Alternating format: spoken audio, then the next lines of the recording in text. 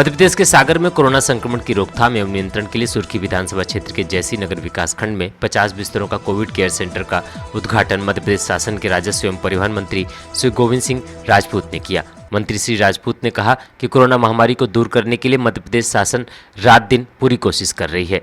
मुझे आशा ही नहीं शीघ्र इस बात के विश्वास है कि इस महामारी पर हम विजय प्राप्त करेंगे। मंत्री श्री राजपूत ने कहा कि प्रधानमंत्री श्री नरेंद्र मोदी और मुख्यमंत्री श्री शिवराज सिंह चौहान द्वारा आगामी 3 महीनों के लिए गरीबों के लिए निःशुल्क खाद्यान्न वितरण की योजना चालू की जा रही है। जैसी नगर ब्लॉक में 50 बिस्तर का कोविड केयर सेंटर का शुभारंभ रविवार को मंत्री श्री गोविंद सिंह राजपूत के द्वारा किया गया। सागर मध्य प्रदेश से चंद्रभान यादव की रिपोर्ट। बार की अपेक्षा इस बार कोरोना की गति बहुत तेज है, इसके लिए आप क्या कारण जानते हैं? देखिए, निश्चित तौर पर जो कोरोना महाबीमारी पिछली बार आई थी उससे कहीं अधिक नुकसानदायक इस बार की कोरोना की लहर है। और जो दूसरा स्ट्रेन जो आया है सीधा लंग्स को इफेक्ट कर रहा है, फेफड़ों को नुकसान पहुंचा रहा है। पिछली बार गांव सुरक्षित थे, इस बार गांव में भी कस्बों में भी कोरोना महाबीमारी का प्रवेश हो गया है।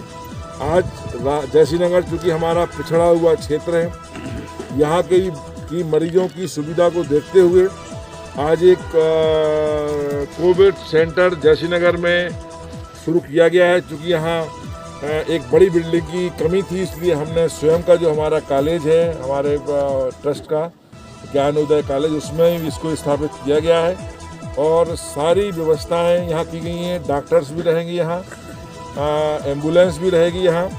अभी एम्बुलेंस की व्यवस्था हमने स्वयं ये की है, हमारे ज्ञानोदय सेवा संस्थान के द्वारा की है हमने। इसके बाद हम 2 एम्बुलेंस और भिजवा रहे हैं। जो एम्बुलेंस एक राहतगढ़ में, एक जयसिंह में रहेगी और फुल टाइम यहाँ रहेगी।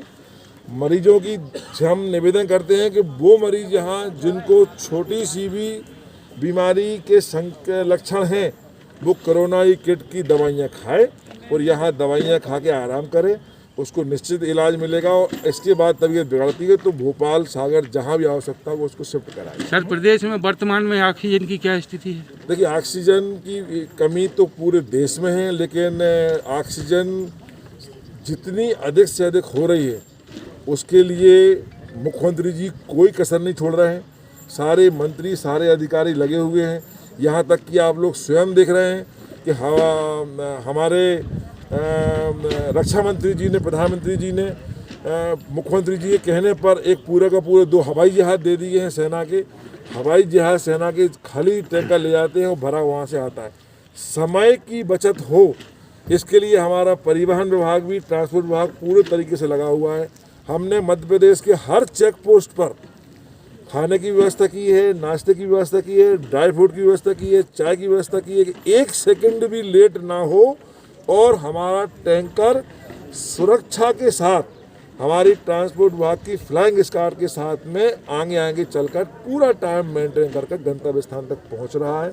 पूरी कोशिश में सब लोग लगे हुए हैं। इस समय मरीजों के साथ में, कोरोना बीमारी से पीड़ित लोगों के साथ में सारा देश और पूरी सरकार खड़ी हुई है। इस बार भी सरकार कोई गरीबों के लिए भोजन व्यवस्था या देखिए, गरीबों इस बार चूँकि लॉकडाउन पूरा नहीं है, आवश्यकता अनुसार मजदूर अब मनरेगा में अन्य जगह काम कर रहे हैं।